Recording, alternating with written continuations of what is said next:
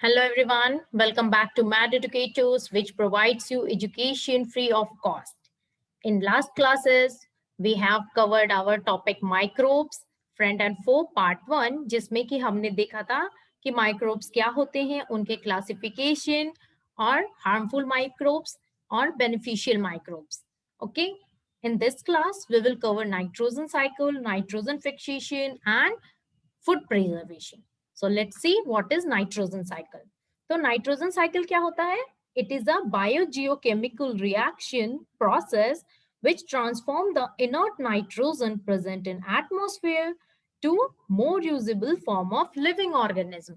अब क्या होता है इसमें कि ये एक बायोजियोकेमिकल प्रोसेस है जिसमें कि इनर्ट नाइट्रोजन क्या है? इनर्ट नाइट्रोजन जो कि एटमॉस्फेयर में प्रेजेंट है, इनर्ट नाइट्रोजन जो एटमॉस्फेयर में प्रेजेंट है उसको हम कन्वर्ट क्या कर रहे हैं हमारे लिए यूजफुल फॉर्म में, उस फॉर्म में हम कन्वर्ट कर रहे हैं जो हमारे लिए यूजफुल है. Okay, so inert nitrogen is converted into useful form which is useful to us. Okay, so that is our nitrogen cycle. Now let's come to the stages of nitrogen cycle. अब stages इसके क्या क्या है nitrogen cycle के? Nitrogen fixation सबसे पहले क्या आ जाएगा? Nitrogen fixation, nitrogen fixation, nitrogen fixation. Then second one will be nitrification. Second is nitrification, nitrification. Okay, coming to our third step, that is assimilation, assimilation, assimilation. Okay, third step is assimilation. Our fourth step is ammonification, ammonification, ammonification. Okay, ammonification. Then our last step is denitrification. What? Denitrification, denitrification. Okay, denitrification. Now let's see this step one by one. चलो, nitrogen fixation क्या होता है?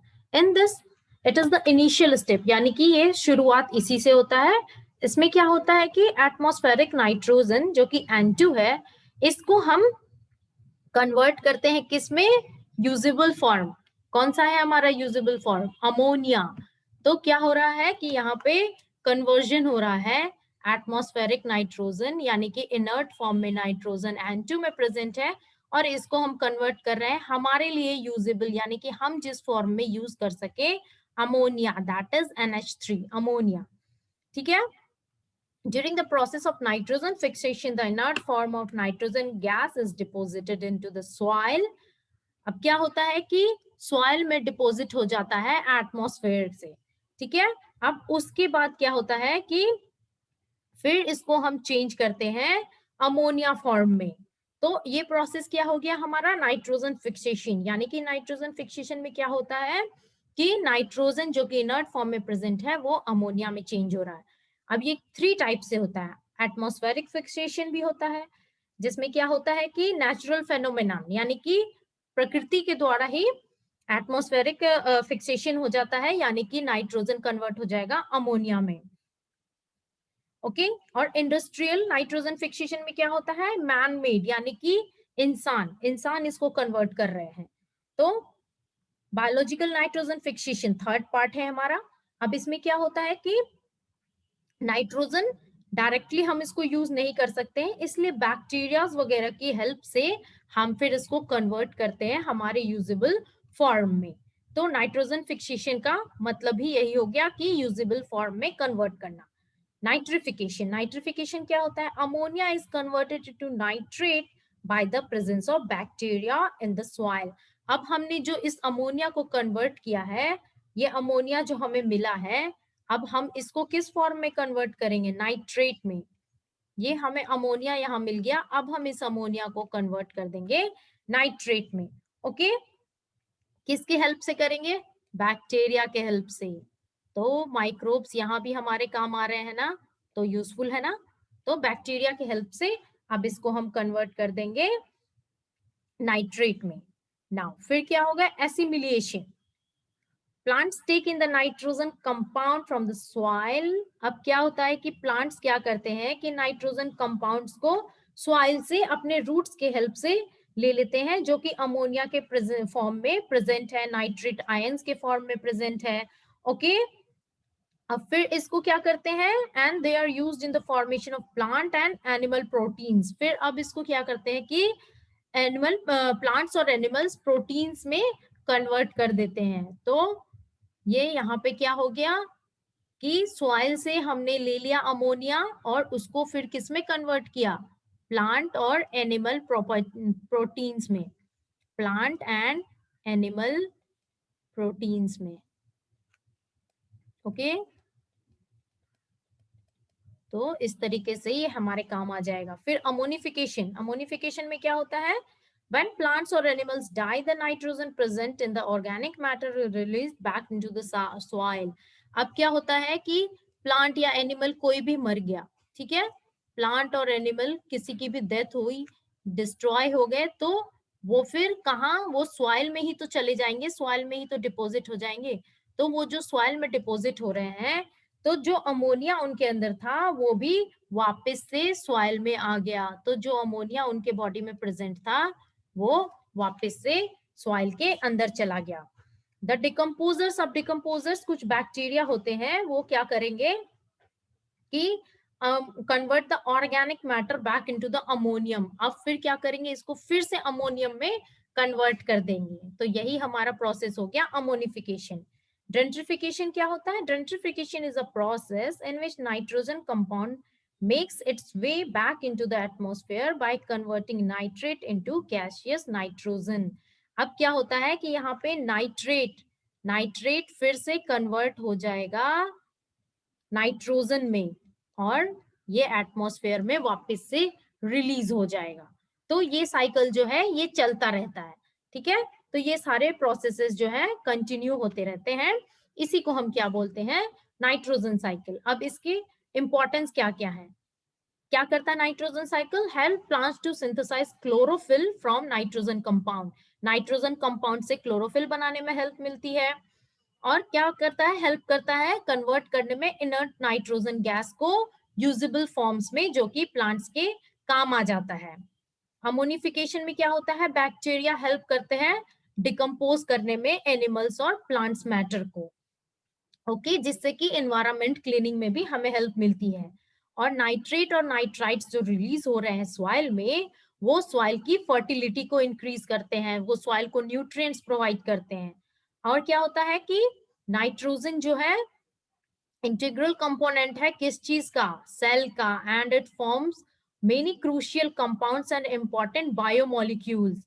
Okay, तो क्या करता है? बहुत सारे बायोमोलिक्यूल्स को भी बनाता है और इंपॉर्टेंट कंपाउंड्स भी बनते हैं इससे। तो इस तरीके से नाइट्रोजन साइकिल जो है वो हमारे लिए बहुत ज्यादा इंपॉर्टेंट है और ये साइकिल जो है वो कंटिन्यू होता रहता है, इसी वजह से हमें हेल्प मिलती है।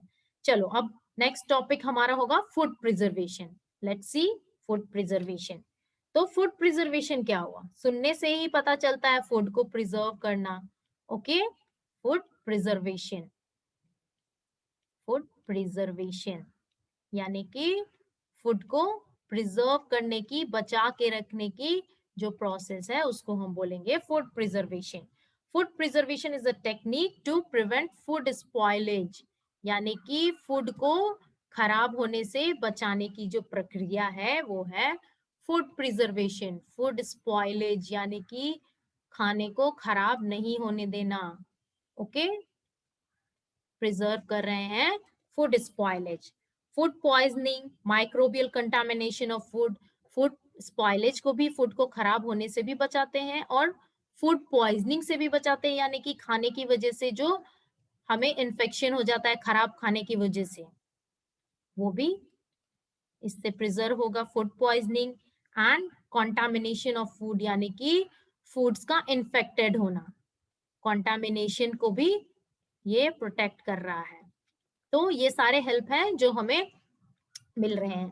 तो ये सारी चीजें हो गई फूड प्रिजर्वेशन के अंदर आ गई। अब फूड प्रिजर्वेशन में हम क्या करना चाहते हैं, तो ये सारे हमारे पॉइंट्स हो गए। हम फूड्स को खराब होने से बचा सकते हैं और फूड्स को पॉइजन यानी कि फूड से इंफेक्शन होने से बचा सकते हैं, कॉन्टामिनेशन। तो ये सारे पॉइंट्स आ गए फूड प्रिजर्वेशन के अंदर। अब फूड प्रिजर्वेशन के कुछ मेथड्स होते हैं। क्या क्या मेथड्स हो गए? केमिकल मेथड, ठीक है, बहुत सारे मेथड्स हैं जिनसे हम फूड को प्रिजर्व कर सकते हैं। केमिकल मेथड्स, ऑफ कोर्स हम लोग केमिकल्स का यूज कर सकते हैं फूड को प्रिजर्व करने के लिए, बचाने के लिए। तो कौन कौन से आ गए? Salt and edible oils are two main preservative. कौन कौन से हो गए? salt and edible oils, salt and edible oils, ये सारे oils हम यूज करके बचा सकते हैं फूड को, ठीक है, एक तरीका हो गया। सेकेंड इज शुगर, शुगर को हम किस चीज में ऐड करते हैं? जेली हो गया, जैम्स हो गया, इनमें हम ऐड करते हैं शुगर को, ताकि हम इन चीजों को प्रिजर्व करके ज्यादा से ज्यादा दिन तक रख पाए। हीट एंड कोल्ड मेथड यानी कि हीट एंड कोल्ड मेथड यानी कि टेम्परेचर बढ़ाना घटाना, ये सारे मेथड से भी हम फूड को प्रिजर्व कर सकते हैं। ओके, फिर स्मोकिंग, कुछ जो होता है ना, स्मोक जो होते हैं जैसे वुड्स वगैरह के होते हैं स्मोक, उनसे हम जो है माइक्रोब्स वगैरह को किल करके प्रिजर्व कर सकते हैं फूड को। तो स्मोकिंग हो गया। फिशेस वगैरह के केस में ये ज्यादा लिया जाता है स्मोकिंग, ठीक है। कैनिंग यानी कि एयर टाइट कैंस में फूड्स को पैक करना ताकि ये कॉन्टामिनेट नहीं हो। स्टरलाइजेशन, ठीक है, स्टरलाइज कर देंगे फूड को, यानी कि उसके अंदर जो बैक्टीरियाज हैं, वायरसेस हैं, उसको मार देंगे। तो स्टरलाइजेशन एक प्रोसेस हो गया हमारा। फिर डिहाइड्रेशन यानी कि उसके मॉइस्चर को खत्म कर देना। डिहाइड्रेशन, मॉइस्चर होता है तभी तो ज्यादा से ज्यादा माइक्रो ऑर्गेनिज्म और बैक्टीरिया वायरस वगैरह प्रोड्यूस होते हैं ना, तो डिहाइड्रेशन कर देंगे। फिर radiation, UV rays, X rays, gamma rays, इनके हेल्प से जो हम फूड को प्रिजर्व कर सकते हैं, रेडिएशंस। तो ये सारे हमारे पॉइंट्स हो गए जिससे कि हम फूड को प्रिजर्व कर सकते हैं। Okay, so let's see the diagram of the nitrogen cycle. देखो ये हमारा नाइट्रोजन साइकिल है। अब यहाँ क्या हो रहा है? यहाँ नाइट्रोजन से सबसे फर्स्ट पॉइंट हो गया हमारा नाइट्रोजन फिक्सेशन हो गया। तो क्या हुआ? यहाँ पे कन्वर्शन हो गया, ठीक है, तो अमोनिया में कन्वर्ट हो गया। फिर नाइट्रिफिकेशन हो गया, नाइट्रीफाइंग बैक्टीरियाज होते हैं वो कन्वर्ट कर देंगे नाइट्रेट में। फिर उसके बाद डीनाइट्रिफिकेशन, डीनाइट्रिफिकेशन में क्या हो जाएगा कि वापस से वो कन्वर्ट हो जाएगा उसी इनर्ट फॉर्म में, यानी कि नाइट्रोजन के फॉर्म में, जिस फॉर्म में वो एनवायरमेंट में प्रेजेंट था। ये देखो काउ डंग्स में अमोनिफिकेशन होता है, इनमें अमोनिया प्रेजेंट होता है, ठीक है, तो अमोनिफिकेशन होता है, इससे फिर से एसिमिलेशन हो गया। तो ये सारे प्रोसेस जो है ये एनवायरमेंट में कंटिन्यूअसली चलते रहते हैं, ठीक है। तो इन सब से हमारा नाइट्रोजन साइकिल प्रोड्यूस होता है, और ये एनवायरमेंटल फैक्टर्स से भी होते हैं, केमिकली भी होते हैं। Okay, so in this class we have completed our nitrogen cycle, nitrogen fixation and food preservation. In next class we will start our new topic. So thank you so much. Stay safe.